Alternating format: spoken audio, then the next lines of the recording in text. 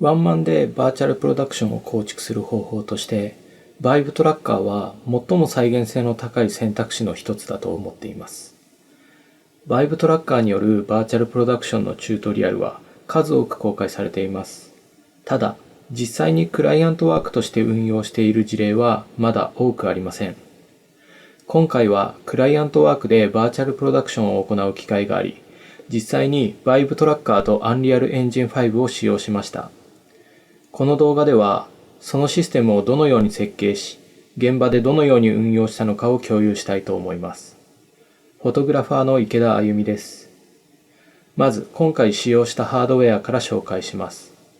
バーチャルプロダクションで一番重要なのは、現実のスタジオと Unreal Engine のバーチャル空間を完全に一致させることです。今回使用したのは 9×4×4 メートルの4面 LED ウォールを備えた撮影スタジオでした。スタジオから図面をいただき、その寸法をそのままバーチャル空間上に再現しています。この空間が基準になるため、ここがずれてしまうと、すべての映像が破綻してしまいます。次に配置するのが、実際の撮影で使用するカメラです。今回は DJI Ronin 4D を使用しました。バーチャル空間上にも同じカメラを配置し、このカメラから見える映像を LED ウォールに投影しています。投影した映像は LED ウォールの展開図に合わせて変換し、スタジオ側で表示しています。現実のカメラとバーチャル空間のカメラを同期するために使用したのが HTC のバイブトラッカーです。トラッカーの位置を検出するベースステーションをスタジオ上部4カ所に設置し、トラッカーは Ronin 4D へ取り付けています。これによって現実のカメラが動くとバーチャル空間のカメラもリアルタイムで同じように動きます。今、LED ウォール内に四角い領域が見えていると思います。これはカメラから見えている範囲だけを正しい視差で描画しているためです。このカメラが動けば、この領域もリアルタイムで追従します。その結果、背景が単なる映像ではなく、本当にそこに存在しているかのような遠近感を得ることができます。ハードウェアの準備はこれで完了です。ただ、これだけではバーチャルプロダクションは動きません。クライアントワークとして運用するためには、現場で素早くセットアップし、トラブルが起きてもすぐに復旧できる仕組みが必要になります。今回はそのために、カメラキャリブレーション、シーンコントロール、エフェクトの3つのシステムを Unreal Engine 上で構築しました。まず1つ目がカメラキャリブレーションです。バイブトラッカーは起動直後やトラッキングが途切れた後に現実のカメラの位置とバーチャル空間のカメラの位置がずれてしまうことがあります。この状態では LED ウォールへ投影される映像にもズレが生じてしまいます。そのため、スタジオ内にカメラの基準点を設けました。LED ウォール全面中央を原点とし、毎回ここからキャリブレーションを開始します。現実のカメラを原点に置いた後、バーチャルカメラも原点に戻すショートカットを入力します。位置だけでは十分でありません。カメラの向きも現実とバーチャル空間で完全に一致している必要があります。トラッキングを再開した直後はこの向きも正しくありません。そこでバーチャル空間全体を回転させるショートカットを用意しました。現場ではカメラを少し前に移動させながら微調整をし、数秒で正しい方向に合わせています。今回重要だったのは、キャリブレーションを正確に行うことではなく、短時間で復旧させることでした。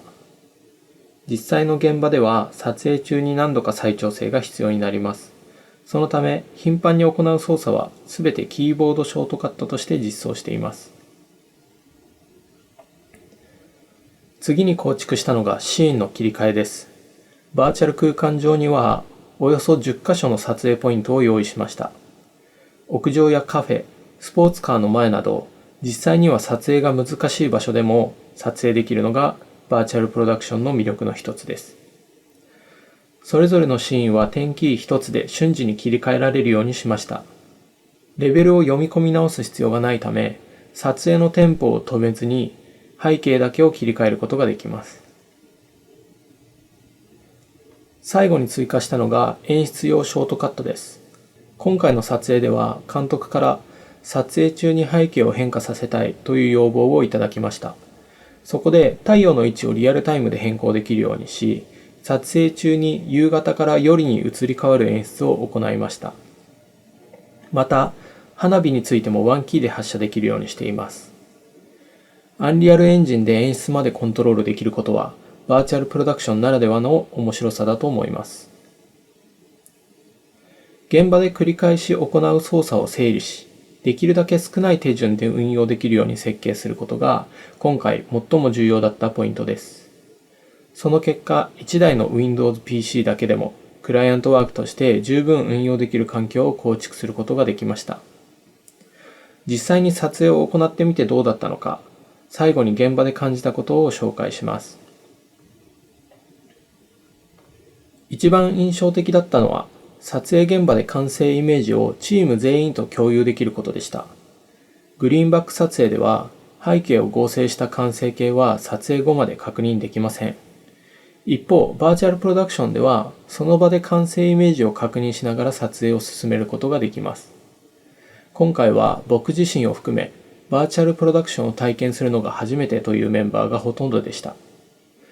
クライアントや演者の皆様からも非常にポジティブなフィードバックをいただき、撮影現場全体としてとてもいい雰囲気で撮影を進めることができました。もう一つ大きなメリットだったのはポストプロダクションです。グリーンバック撮影ではキーイングや背景合成など撮影後に多くの工程が発生します。バーチャルプロダクションではその工程の多くを撮影時点で完了できます。プリプロダクションには時間がかかりますが、撮影後の編集作業は大幅に削減できるため、納期やスケジュールを設計しやすい点も大きなメリットでした。一方で、実際に運用してみて課題も見えてきました。今回特に難しかったのは、ライティングとトラッキングシステムの両立です。実写と背景 CG を自然になじませるためには、大型の照明機材を積極的に使いたい場面がありました。しかし、バイブトラッカーは赤外線によるトラッキングシステムのため、大型のライトモディファイヤーがトラッキングへ影響を与えてしまう場面がありました。また、ワンショット撮影では大きな問題はありませんでしたが、グループ撮影では状況が変わります。演者やスタッフが増えることでトラッキングが不安定になり、撮影中に何度かキャリブレーションを行う必要がありました。幸い、チャプター2で紹介したカメラキャリブレーションのショートカットを用意していたため、短時間で復旧することはできました。ただ、このシステムで大人数の撮影を行うには、まだ改善の余地があると感じています。今回の撮影を通して、バイブトラッカーと Unreal Engine 5を組み合わせたワンマンバーチャルプロダクションをクライアントワークとして実運用できたことはとても大きな経験になりました。今回の制作を通して、このシステムでできること、まだ難しいことの両方が明確になりました。その特徴を理解した上で運用すれば、小規模なバーチャルプロダクションとして非常に有用なシステムになると思っています。これからも実際の現場での運用を重ねながらさらにブラッシュアップしていきたいと思います。最後に、このような挑戦の機会を与えてくださったクライアントの皆様、そして撮影に関わってくださったすべての皆様に感謝します。本当にありがとうございました。